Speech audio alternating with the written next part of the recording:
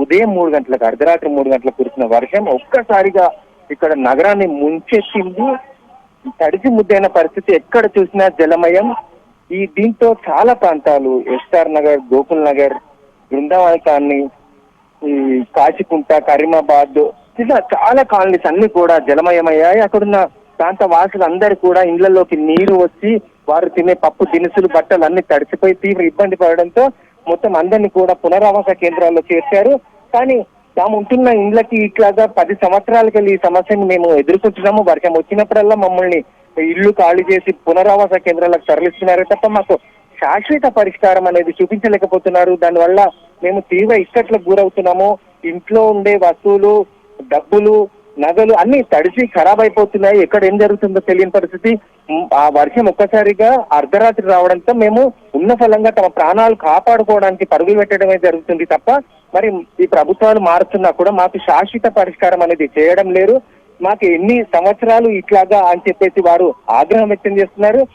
మొత్తానికైతే నగరంలోనే కాకుండా నిన్న మాత్రం మొత్తం వరంగల్ ఉమ్మడి జిల్లాలో చాలా ప్రాంతాల్లో కూడా వర్షం భారీగా పడింది. చాలా ప్రాంతాల్లో రాకపోకలు నిలిచిపోయాయి. నిన్న కాశీకుంట ప్రాంతంలో అయితే వరద నీళ్ళలో ఒక ముసలావిడ కొట్టుకొని పోయి చనిపోవడం జరిగింది.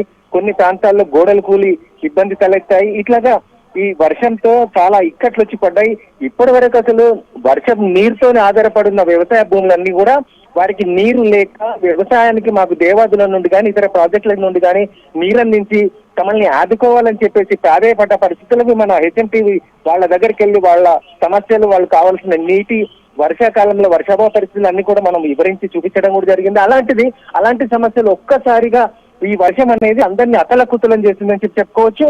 చాలా తీవ్ర ఇబ్బందుల్లో ఇవాళ నగరవాసులు ఉన్నారు. నిన్న రాత్రి కూడా ఒక 3 గంటల పాటు దంచి కొట్టింది వర్షం. దాంతో మళ్ళీ వర్షం నీరు పోయింది అనుకున్న సమయంలో మళ్ళీ రావడం, ఇంకా 3 రోజులు వర్షం భారీగా ఉందని చెప్పేసి వాతావరణ శాఖ హెచ్చరిస్తుండడం అందరూ కూడా భయానక పరిస్థితిలో ఉన్నారు.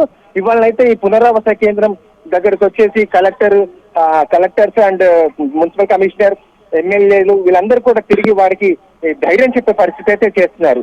కానీ మాకు శాశ్వత పరిష్కారం కావాలి. ప్రతి సంవత్సరము వర్షం వచ్చినప్పుడల్లా మాకు ఏంటి ఇబ్బందులు అని చెప్పేసి వీరు ఆగ్రహం వ్యక్తం చేశారు. వారిని ఓదార్చి తప్పకుండా ఈ ప్రభుత్వం చేస్తుంది, మీ పట్లనే ఉంటుంది కాబట్టి అందరూ ధైర్యంగా ఉండండి.